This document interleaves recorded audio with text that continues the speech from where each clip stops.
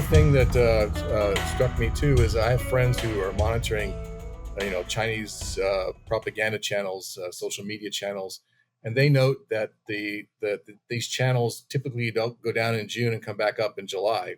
Well, they haven't come back up in July; they're still down. And so, each one of these indicators is probably not very important, but together, uh, look, Mao wrote an essay or gave a speech in 1938 about um, on protracted war, and one of the things he said was that in war there is never enough deception. So we all expect another exercise. We expect another similar to Pelosi visit or Tsai visit to U.S. That's what we expect. We don't expect them to do military action. So this would fall into play as to their doctrine. If you look at their doctrine, deception is very important to them. And as I mentioned in the beginning, Xi Jinping does not have confidence in the PLA. He needs them to do something that's limited, controllable, but to demonstrate that they can do the job, or at least are getting better at doing the job.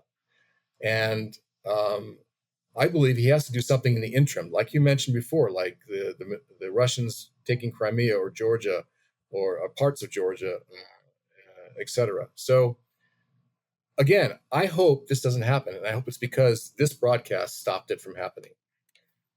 Yes, we either are predicting it or stopping it. So, Guermantes, what do you think would happen if Xi Jinping launches? Like, do you think from the PLA side they are going to be able to take Taipei or Dongsha? With overwhelming force. I mean, again, according to the data I have, open sources says that there's only 500 Marines on both islands. Now, of course, if Taiwan decides to reinforce it with several thousand, then that might change the calculus. Or if they bring ships in, but remember that these islands are far away; they're not close by, and so it would require a lot of effort on Taiwan's part to do something. Part of Talisman Sabre, there's this picture that I'll send you that has a picture of the U.S. Aircraft carrier, the Japanese aircraft carrier, the Korean aircraft carrier, and the Australian aircraft carrier. And it's such a beautiful shot. But the problem is they're all down near Australia, and so even if the ROC says, "Hey, allies, can you help us?" I think that we're going to be they're going to have to steam, pretty heavily north to get there in time. So it will be a decision by the political leadership here whether to do something about it. In addition to military aspect, they could also conduct a propaganda campaign, talking about how if China does this, this is an act of war. Try to use words that would help solidify an alliance for Taiwan. But again, these are small islands. I don't know if there are going to be any countries, except maybe the U.S., that would help Taiwan. And remember, this is not the main island of Taiwan, Formosa, where most of the people live. And so it would be difficult to use military force. And and on the economic side, again, the same problem. A lot of countries in the world, were able to figure out how to do an economic blockade against Russia, but to do that against China might be just a bridge too far for many countries. Well, so what if China invades that island? They do the thing about, if you want to stop this, no more weapons to Taiwan, no more training. And the response is, well, actually, we see you're serious. We're going to increase weapon sales. We're going to increase training. Right. So that's a good question. So what I would envision is they would threaten to take the rest of the islands close to China, Matsu, Kinmen, etc., in response. And I don't think the U.S. wants an escalation. Right. I don't think they want to escalate this. But ultimately, that would result in an escalation. down the line, just like we saw with Crimea and Ukraine. Yes, but probably not for this administration. So, they're very short-sighted, right? I mean, they only think about the next election, and that's about it if they're up for election. Right, but I guess what I see is there's going to be an escalation either way. Like the Chinese Communist Party is going to escalate. If the U.S. responds, then the CCP will use that as an excuse to further escalate in response to the U.S.'s response. But if the U.S. doesn't have any strong response, then the CCP is going to be emboldened to then further escalate. So their plan is to escalate no matter what. They can choose to delay their escalation, for example. They're not, they can pick and see. That's the benefit of doing this action for them, is that they can choose the time and place of their next move. Whereas the U.S. and Taiwan and, let's say, Japan and the Philippines are basically having to figure out they're going to react to China, not, be proactive. So I have a question regarding, because these islands are in the South China Sea, that general area, right? Yeah, Protus is in the northern part, and of course I like to call it the Southeast Asian Sea because it's not part of China. Or it's not part of China, the but West Philippine Sea, as people in the Philippines call it. Yeah. But just in terms of, because of the PLA militarizing the islands in the South China Sea, because of all these territorial disputes in the area with the Philippines and Vietnam, and what kind of effect would the PLA coming in and taking these Taiwanese islands in that area have on that balance of power in the South China Sea and the America's attempts to keep freedom of navigation in the area and stop the militarization of the South China Sea? That's the one reason why I think that Itu Abu or Taiping is probably, one of those question marks, because there's overlapping claims on that area. It's in the Spratly Islands.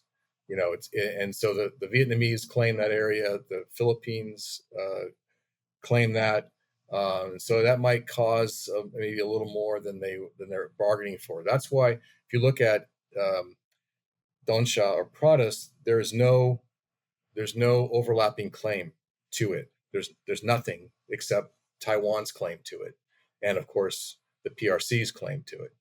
I think that's why I think it's the least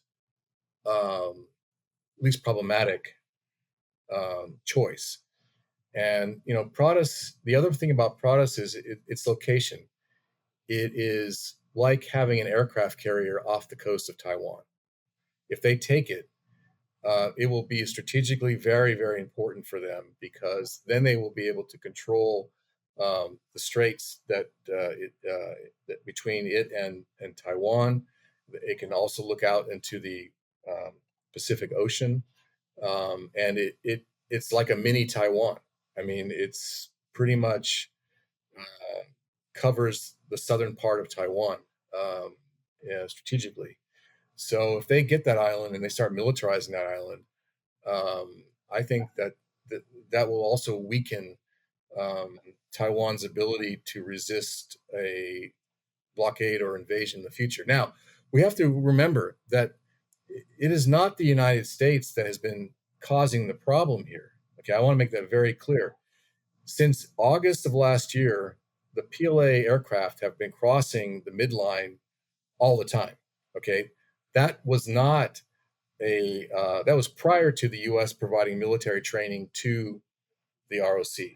All right, and the other thing is we've been providing weapons to Taiwan since 1980. I mean, well, actually since 1950 in the 50s. So what is changing is not the fact that we provided training to the military of Taiwan. What's changed is the fact that the PLA, because the CCP told them to do it, is being more and more aggressive and getting closer and closer to flying into possibly the territorial waters of Taiwan. That's the difference. So the propaganda that the PRC or the Communist Party will use is that the U.S. changed the balance. But in reality, it was the PLA's actions as a result of the Pelosi visit. They changed the status quo. Okay, so I want to make sure that's clear, because the propaganda is going to roll out very strongly if this happens. Now, one thing I've heard a lot is that China is keeping a close eye on the 2024 presidential election in Taiwan. That their hope is to influence the election to get somebody more China-friendly, so then those peaceful means of taking Taiwan are kind of more back on the plate. Wouldn't invading Pratas or any of these other islands just ensure that a more hawkish Taiwanese president gets elected, and then there is no chance of a peaceful, quote unquote, peaceful takeover of Taiwan? So my argument to that is, if you assume that the polling is correct, even if there is a friendly president leading Taiwan, the fact is the people still are not interested in unifying with China. So if that president does something like former President Ma did in terms of trying to create an economic connection that loses some sovereignty of Taiwan to China, the people will react like the Sunflower Movement and resist any kind of movement in that direction. So my argument would be, yeah, you're right, but it also is true that the people won't let that president get any closer to China than, let's say, President Ma tried to do. So in that respect, that's one argument. The second argument is, even if the DPP wins the election next time around, or the TPP, or a combination of the KMT and the TPP, the fact is that the people really enjoy their freedom here, and there's a lot of people here more and more people are willing to fight, and not only just the military. There's a lot of groups here that are into civil defense, and I think you might have covered some of them in your past shows. But I think that there's more and more almost a militant feeling about resisting China. That, again, it's a trend. I don't think that even if there is a friendly president in charge, that will change. So I hope you're right that a reaction to a taking of an island will make the people here more nervous and vote for DPP, but it also might make some people realize that, or think that they might not have a choice, and the only way that they can save their lives, let's say, is to comply. Collaboration. Yeah. And there's people here who are friendly to China. Some of them are business people, but there are also some people who are willing to the French, yes. But because they surrender. But the French, you have to remember, though, the French did sell the Mirage 2000s to the Taiwanese, and they have some frigates here that are French military that they bought from the French. So the French, Macron is not exactly the favorite person here, but the Taiwanese know that the French did help them arm themselves in the past.